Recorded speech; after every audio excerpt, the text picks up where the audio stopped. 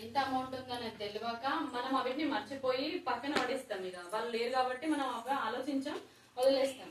అట్లా ఏంటనంటే అట్లా వదిలేయడం ద్వారా అట్లాంటి అకౌంట్స్ అన్ని దాదాపు ఒక 10 సంవత్సరాల వరకు అట్లున్న అకౌంట్లు అన్ని ఏమైతాయి అంటే డిఏ ఫండ్కి వెళ్తాయి. డిఏ అంటే డిపాజిటర్ ఎడ్యుకేషన్ అవేర్నెస్ ఫండ్ అన్నమాట. ఆ అకౌంట్ లో నుండి డబ్బులు అనేటివి డైరెక్ట్ గా మన ఆర్బీఐ అకౌంట్ కి వెళ్తాయి. అంటే అది ఆర్బీఐ తీసుకొచ్చిన ఒక ఏజెన్సీ లాగా అనమాట. ఆర్బీఐ కింద ఉండే ఒక సంస్థ డిఈ అంటే. ఆ ఫండ్ లో సుమారుగా ఎంత అంటే ఇప్పటి వరకు మన ఇండియా మొత్తంలో ఉన్న అమౌంట్ 44,093 కోట్ల అమౌంట్ ఉంది. అది ఎందుకు అనంటే ఎవరికి అంటే ప్రజల డబ్బే అదంతా. జనాలకి ఆ నామినీ పైన లేకుండా అకౌంట్స్ పైన మినిమం అవేర్నెస్ లేకపోవడం ద్వారా అట్లాంటి అమౌంట్ అంతా నిరుపయోగంగా ఉంటుంది. అట్లాంటి అమౌంట్ నుండే ఇప్పుడు మాకు శాలరీస్ వచ్చేవి.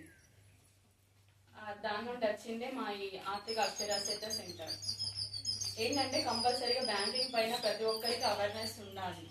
ఇప్పటికి కూడా ఆ 10 years వరకు ఉన్న అకౌంట్స్ ఉంటాయి కదా, వాటి గురించి తెలుసుకోవడానికి ఉద్గమ్ అనే ఒక పోర్టల్ ఉంది. దాంట్లో మీ వాళ్ళ డీటెయిల్స్ కానీ మీ ఫ్యామిలీలో ఎవరైనా అట్లా జరిగింది అని అనుకుంటే మీరు వెంటనే ఆ ఉద్గమ్ పోర్టల్లో మీ డీటెయిల్స్ ఎంటర్ చేసుకొని చెక్ చేసుకోవచ్చు. ఒకవేళ ఉంటే కూడా మీరు ఆ డబ్బును తీసుకోవడానికి మీకు అవకాశం ఉంది. ఎవరంటే చెప్పండి అమ్మా, మీ సంఘ సభ్యులు వాళ్ళు ఉంటారు కదా, ఎవరంటే చెప్పండి.